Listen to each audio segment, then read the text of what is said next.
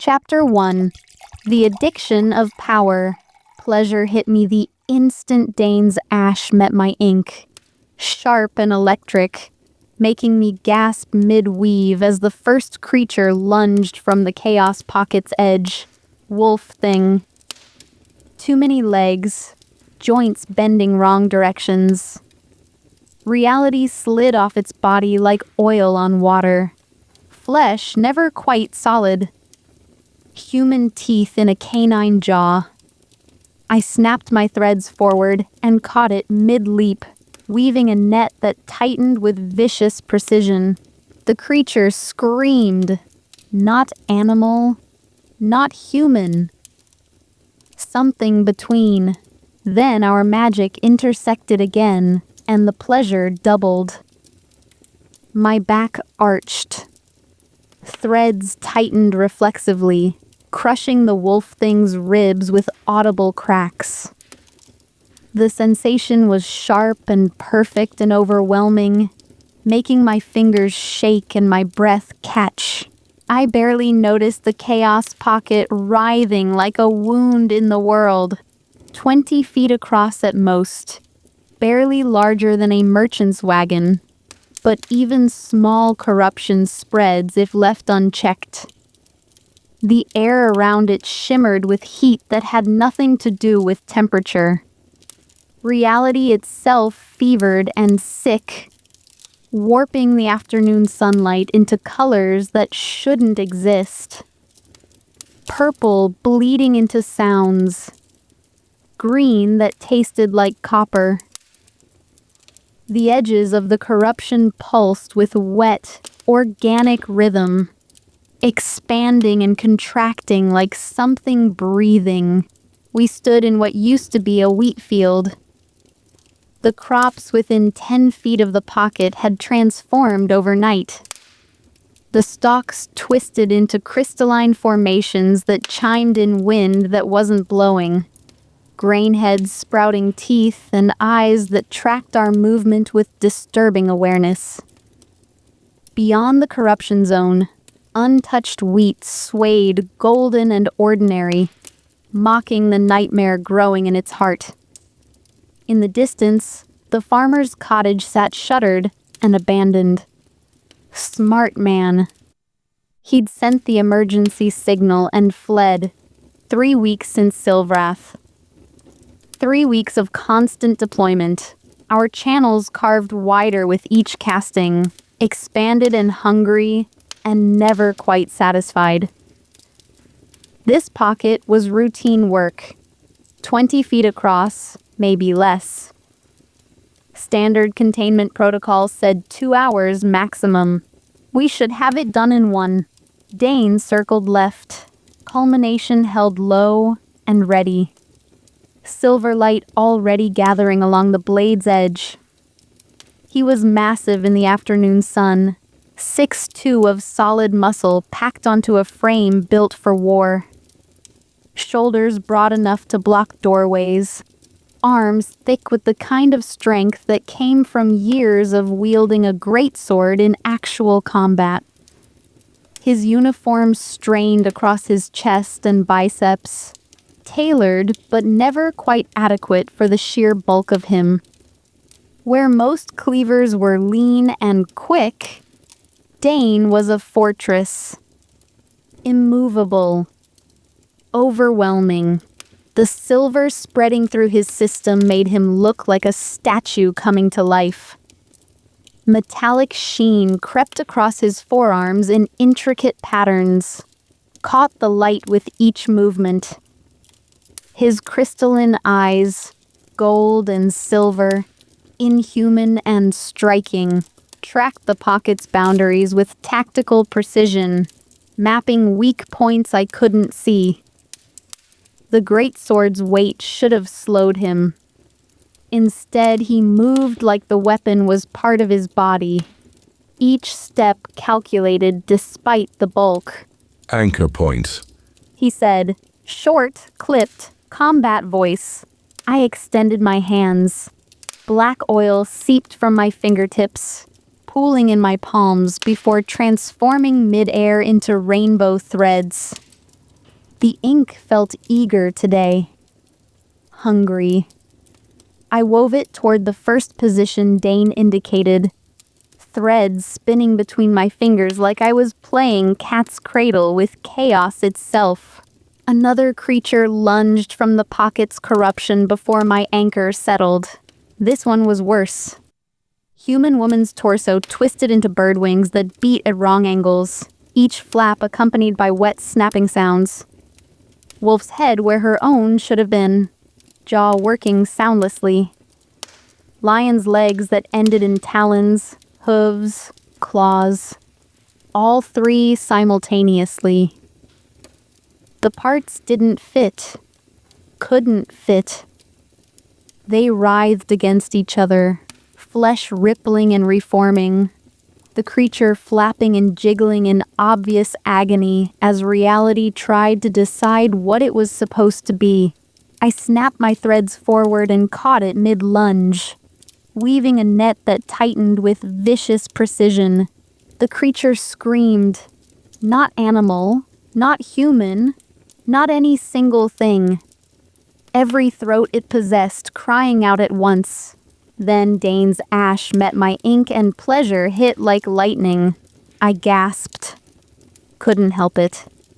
Where our magic intersected, where his rigid order touched my chaotic binding, something electric surged through my channels. My back arched.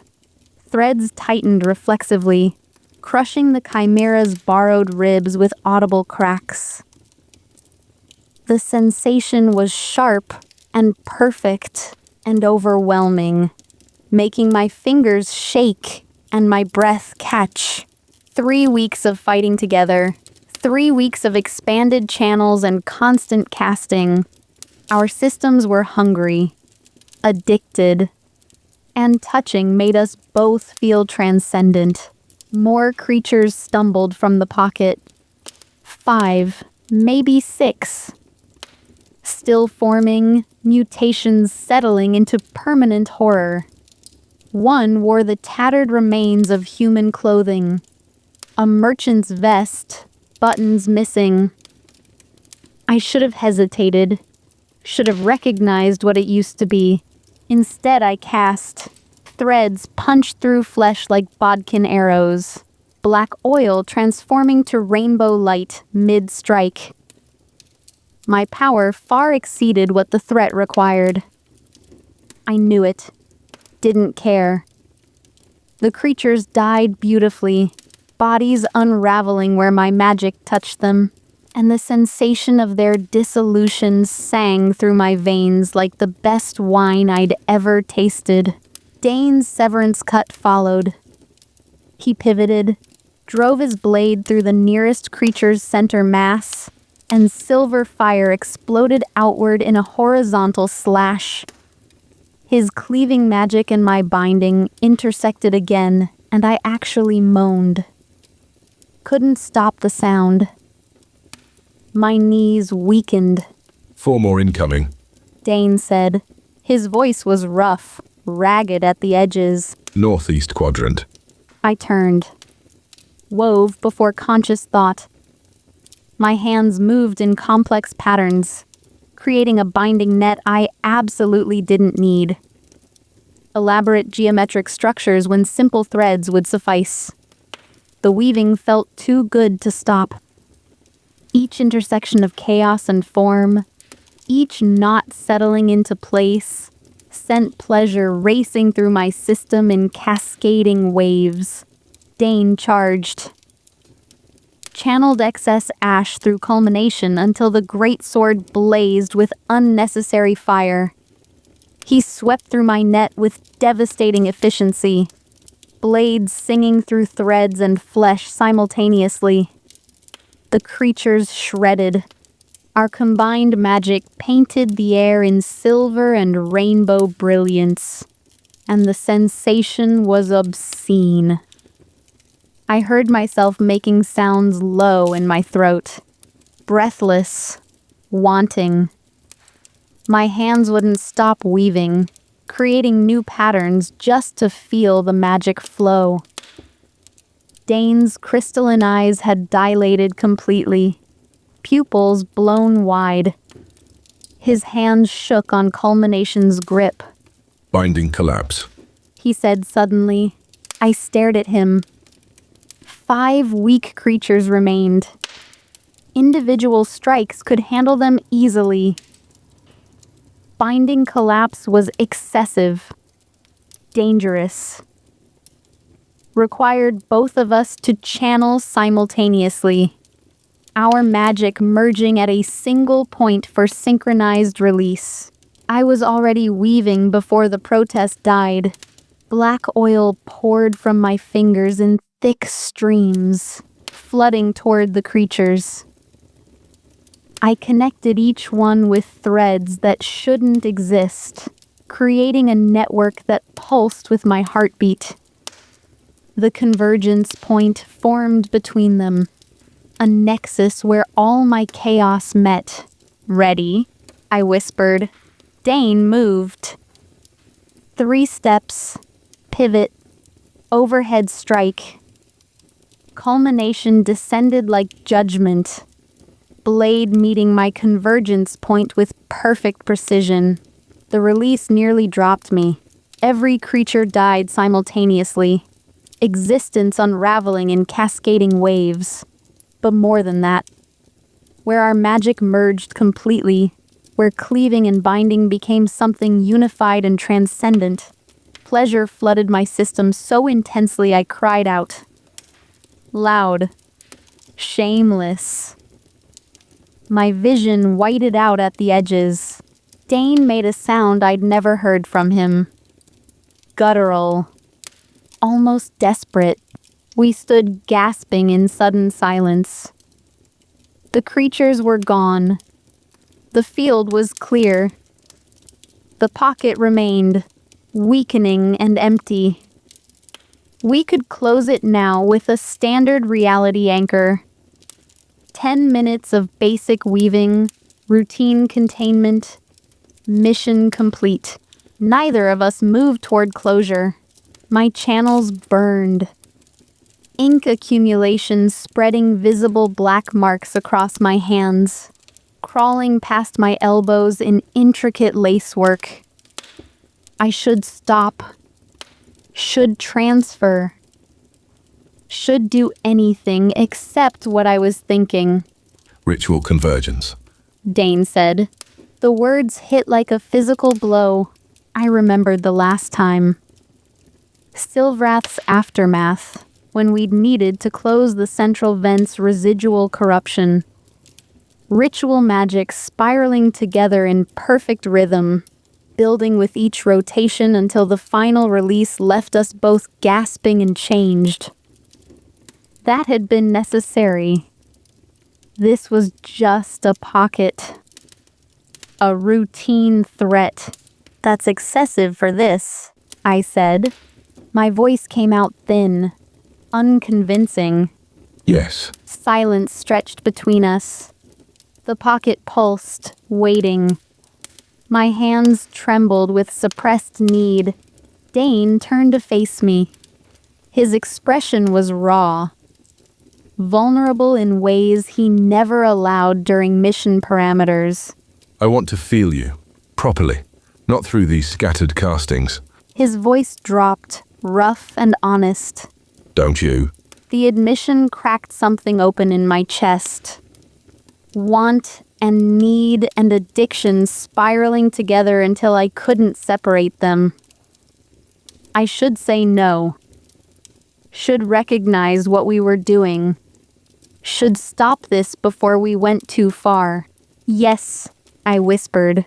Dane moved immediately. He stepped close, turned, pressed his back against mine. The crystalline coolness of his body bled through my uniform. Solid, grounding, intoxicating. I could feel his heart racing against my shoulder blades, could sense his channels opening in anticipation. Begin the first form. His voice came out rough, strained. I need... He stopped, started again. Follow my rhythm, stay with me. Don't hold back. His hand found mine briefly, fingers trembling. I've been thinking about this for days. How it feels when we spiral together. How you feel. The words came faster, almost desperate. We're going to take it slow, build it properly, and live. His breath hitched. It's going to be perfect. I swallowed hard, raised my hands, began weaving the opening pattern. Ritual convergence wasn't a single spell. It was a conversation, a dance. Dane would move through 12 positions, each one channeling cleaving energy at specific angles and intensities. I would mirror him in complementary motion, weaving binding patterns that intersected with his structure at precise points. Done correctly, the magic would spiral together, building with each rotation until the final convergence created a seal powerful enough to close reality wounds that standard techniques couldn't touch. Done on a routine pocket, it was complete overkill. Done when we were already this addicted, it was dangerous. We began anyway. Dane took his first position. Feet shoulder width, culmination held horizontally at chest height. He thrust forward, blade cutting air with surgical precision. Silver light erupted from the weapon's edge, hanging suspended where he'd placed it. I mirrored him in reverse. Stepped back as he'd stepped forward, hands forming circles where his sword had thrust. I wove binding threads through the space he'd cleaved, creating knots that locked his structure in place. Rainbow light spiraled around Silver, chaos embracing order. The intersection made me gasp. Pleasure bloomed where our magic met. Sharp and electric, racing through my channels like wildfire. My back arched involuntarily. Dane's breathing hitched audibly behind me. First rotation complete. He moved to the second position. Pivoted left, swept culmination in a wide arc, stepped through with perfect balance. Silver light traced his movement, leaving burning lines in the air. I turned right, wove compensating patterns, filled the spaces he'd defined with chaotic structure. Our magic intersected again, and the pleasure doubled. I made a sound. Couldn't stop it. Small and breathless, escaping between clenched teeth. Second rotation complete. Third position. Dane dropped low, drove his blade into the ground at an angle. Ash poured through the contact point, anchoring his structure to physical reality. I knelt in perfect synchronization, pressed my palms flat where his blade had struck. Ink flooded downward, weaving through his foundation until our magic merged at molecular level. The sensation stole my breath. This was what I'd been craving. Not the scattered casting, not the brief intersections. This. Our channels opening completely. No barriers, no walls. Just pure connection flowing between us like we were one weapon with two parts. Dane, I whispered. Warning or plea, I couldn't tell. Keep going. His voice was ragged. Don't stop. Fourth position. Fifth. Sixth. He moved through the forms with increasing urgency, each thrust more forceful, each pivot more aggressive. I matched him instinctively. No thought required. My body knew his rhythm better than my own heartbeat. We were flying, falling, drowning in sensation that went beyond physical, beyond magical, into something transcendent and terrifying. By the 8th rotation, I was trembling. Small sounds escaped with each intersection. Breathless moans that matched our cadence.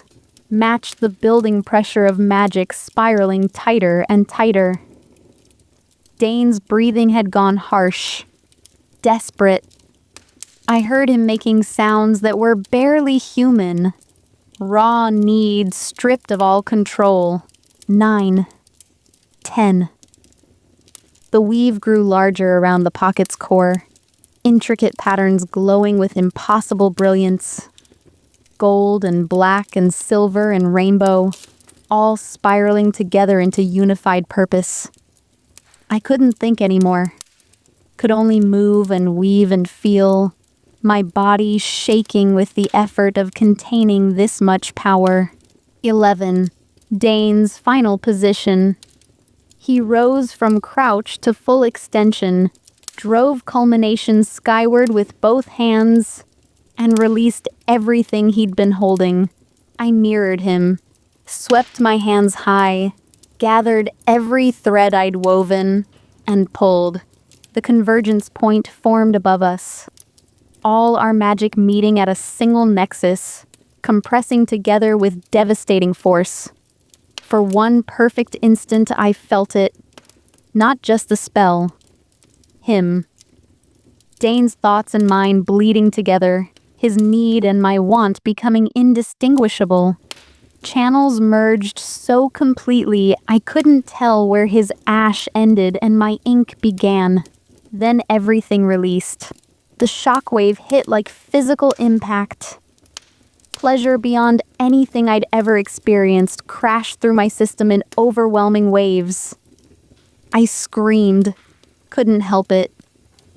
My body convulsed, knees buckling, only Dane's back pressed against mine keeping me upright.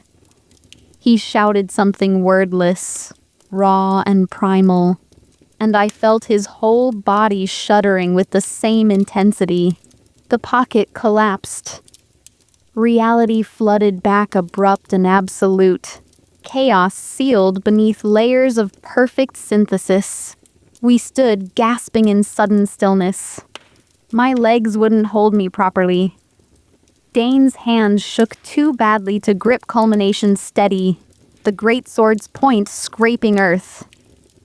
Neither of us spoke. What could we say?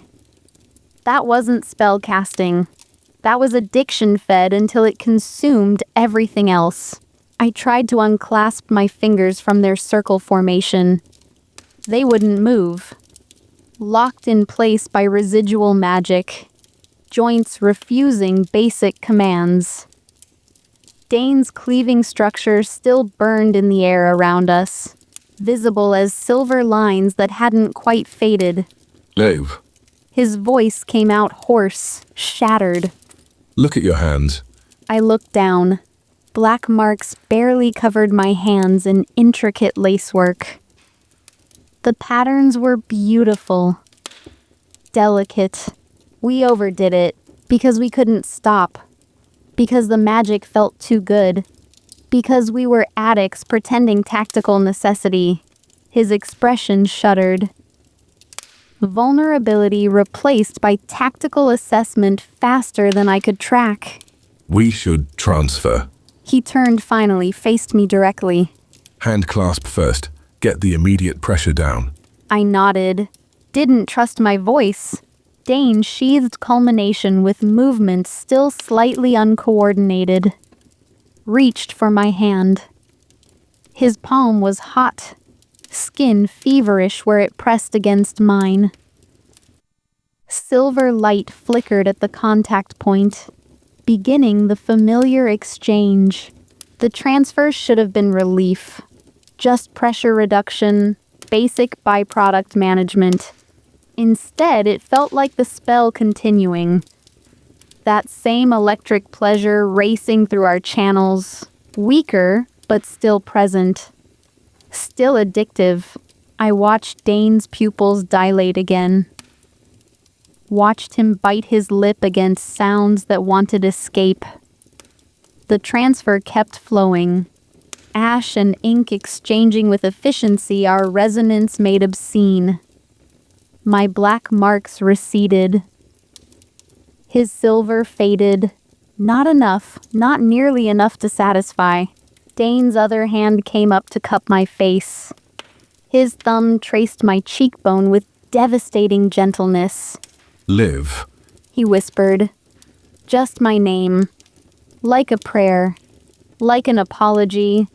Like a promise. Then he kissed me. Not the desperate, hungry kisses we'd shared during Silvrath. Not the mechanical transfers rotation protocol demanded. This was something else entirely. His lips moved against mine with aching tenderness, and where our mouths met, the magic surged again. Not violent, not overwhelming, just deep, perfect. Like coming home, our consciousness merged at the edges.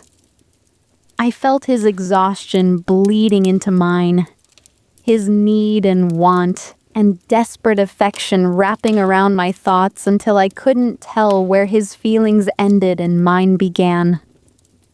The boundaries dissolved. For those few heartbeats, we weren't cleaver and binder. Weren't two people touching. We were one thing. Whole. Complete. Safe. I felt his fierce protectiveness surrounding me like armor. Felt his determination that nothing would ever hurt me again. Felt the way he'd burn the world down before letting me face danger alone. And underneath that, deeper, the simple truth that he loved me. Wholly. Completely. With every fractured piece of himself. Even though he had never said the words. Never made them real in the world beyond this shared place between. The kiss gentled. Ended. We separated slowly, reluctantly, breathing each other's air. My black marks had receded further. His silver had faded more. Enough that we could walk back to base without anyone knowing how much we cast. It would like we did the right thing. The tactical approach. The safe way. We shouldn't have done this. But as Dane's thumb traced my knuckles and another wave of pleasure pulsed through the connection, as the memory of our merged consciousness lingered like warmth in my chest, I knew with cold certainty we'd do it again. And again.